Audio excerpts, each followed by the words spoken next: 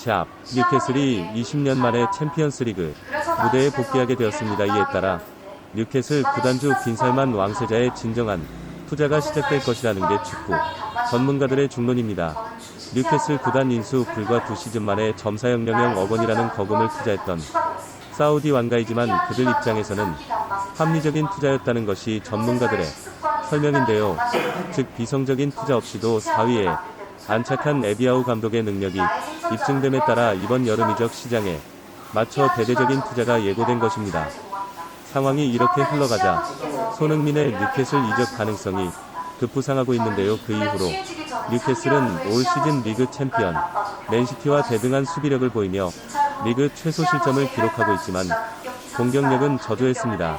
따라서 공격진 보강이 뉴캐슬의 다음 시즌 최우선 과제이며 에디하우 감독은 손흥민을 강력히 원하고 있다는 현지 소식통의 보도가 있었습니다. 그리고 이 같은 소식을 뒷받침해주는 기사가 추가적으로 보도되고 있는데요. 최근 토트넘 감독직이 가장 유력했던 슬롯 감독과 협상이 파토나면서 토트넘 감독 선임은 다시 한번 원점으로 돌아갔다고 합니다. 그 이유는 바로 핵심 선수의 이탈, 즉 손흥민의 불분명한 거치 여부가 원인이었다고 하는데요.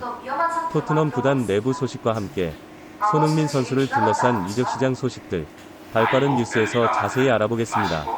유럽 축구 무대는 어느덧 이슬람 왕족들의 화려한 리그 투자와 성과를 과시하는 각축장이 되었습니다. 그중 세계 최고의 선수들이 모인다는 영국 프리미어리그에서 그들의 경쟁이 과열되고 있는데요. 117년 동안 리그 우승이 2번이었던 맨시티는 아랍에미리트의 만수르 왕자가 인수한 이후 10년 동안 리그 우승을 5번이나 차지할 정도로 화려한 성적을 차지했습니다. 마찬가지로 파리 생제르맹 역시 카타르 구강의 투자로 리그 우승부터 챔스 준우승까지 대단한 성과를 거뒀으나 이에 만족하지 못하고 최근 메뉴 구단을 인수하려 하거나 토트넘 구단 인수까지 검토하고 있다는 소식이 보도되었습니다. 이처럼 다른 이슬람 왕족들의 성과에 가만히 있을 빈살만 왕세자가 아니었습니다. 그 역시 사우디 왕가의 재력을 과시하기 위해 그리고 무엇보다 왕 우승자의 자존심이 직결되는 문제다 보니 뉴캐슬을 세계 최고의 구단으로 만들겠다는 야심이 있는데요. 지난 2년 동안 시험대에 올랐던 에디하우 감독이 챔스 진출에 성공하자 그동안 뉴캐슬의 얇아진 중원 뎁스 보강 문제와 공격진 강화 그리고 선수단의 전체적인 퀄리티 향상을 위해 전체적인 주급체계 개편 등 이번 여름 이적 시장에 맞춰 월드클래스 선수 영입을 노리고 있다고 합니다. 세계에서 가장 부유한 구단답게 전 세계의 축구 선수들 중에서 초특급 슈퍼스타들을 대거 영입해 나수를 이루겠다는 선수 영입 정책 과거 레알 마드리드의 갈라티코스 정책을 다음 시즌 뉴캐슬이 시도할 계획인데요. 영국 현지 매체에서 전한 소식에 따르면 뉴캐슬의 영입 명단에 오른 선수는 해리 케인과 네이마르 그리고 손흥민이 있다고 합니다. 특히 손흥민과 케인 두 사람은 현재 토트넘 구단 내부 사정이 매우 어려운 만큼 여름 이적 시장이 열리면 더욱 적극적인 영입 스탠스를 취할 것이라고 설명했습니다. 그 이후로 올 시즌 완전히 추락한 토트넘은 주요 요직이 공석으로 수뇌부가 마비되었으며 감독 무덤이라 불릴 정도로 감독 선임이 어려운 만큼 손흥민과 케인의 이적 가능성이 급부상하고 있다고 전했습니다. 그리고 볼 시즌 최고의 시즌을 보냈던 뉴캐슬은 안정된 수비를 보이며 탄탄한 축구를 구사했으나 리그 전반기 무승부를 많이 쌓았던 원인으로 전문가들은 공격진의 부진을 꼽으며 다음 시즌 정리될 선수들이 많다고 합니다. 등 뉴캐슬의 생막시맹은 빠른 스피드와 드리블 실력을 갖춘 윙거이지만 개인 플레이 기질이 강하다 보니 공격 템포를 늦출 때가 많고 고질적인 문제는 바로 골 결정력으로 생막시맹은 골 결정력이 안 좋다는 것이 치명적인 약점인데요. 따라서 장단점이 극명하게 갈리다 보니 본 운반 능력은 뛰어나지만 공격 포인트를 거의 올리지 못하며 다음 시즌 뉴캐슬의 공격수로는 적절하지 못한 것이 주된 평가입니다. 이러한 이유로 팀워크를 중시하는 에디하우 감독 입장에서는 생막 실행을 주저할 때가 많았으며 다음 시즌에는 좀 더 클래스 있는 의머가 필요한 상황입니다. 특히 지난 시즌 기준 23골 5도움 그리고 올 시즌 1골 5도움으로 손흥민과 비교했을 때 생막 실행은 지난 시즌 5도움 그리고 올 시즌 1골 5도움으로 손흥민과 극명한 공격력의 차이를 보이고 있습니다. 결국 그는 뉴캐슬에서 떠나야 될 선수로 여겨지고 있으며 AC 밀란과 링크되고 있다는 소식이 전해졌습니다. 뉴캐슬의 에디하우 감독은 새로운 선수 영입에 있어 프리미어리그에서 검증된 선수를 선호한다고 하는데요. 아무래도 리그 스타일이나 언어적인 부분 등 여러 부분에서 다른 리그에서 뛰던 선수들에 비해 적은 기간이 짧아 즉시 전력으로 기용이 가능하기 때문입니다. 따라서 프리미어리그 경험이 없는 네이마르는 구단 픽으로 잠재적 영입 목록에 해당하지만 손흥민의 경우 에디아우 감독이 강력히 영입을 원하고 있는 것인데요.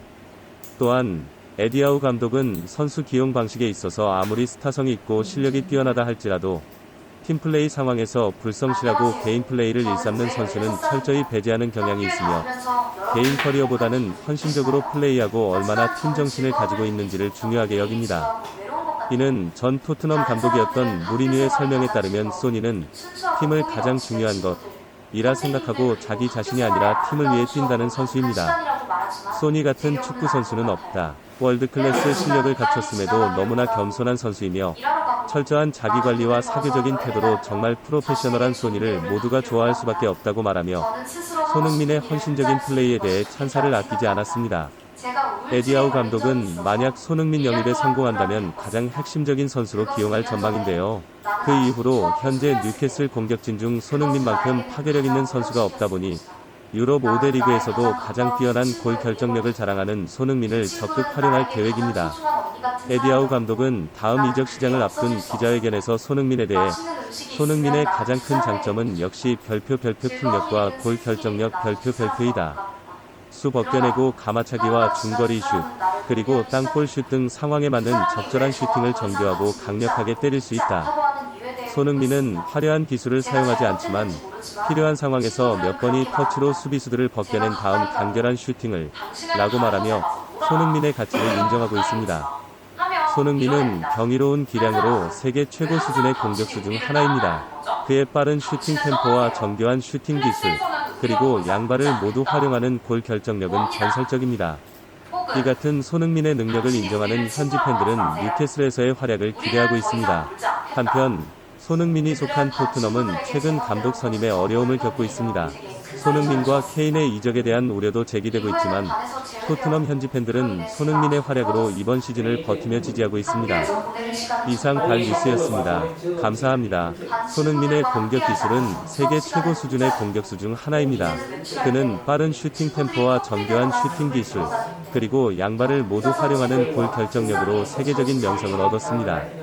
이러한 손흥민의 능력을 인정하는 뉴캐슬 현지 팬들은 그의 활약을 기대하고 있습니다. 하지만 손흥민이 속한 토트넘은 최근 감독 선임에 어려움을 겪고 있습니다.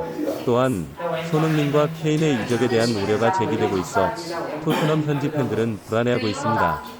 그러나 손흥민은 이번 시즌을 통해 그의 능력을 입증하고 있으며 이를 바탕으로 토트넘은 앞으로 더 나은 성적을 거둘 수 있을 것입니다. 이상 발 뉴스였습니다. 감사합니다.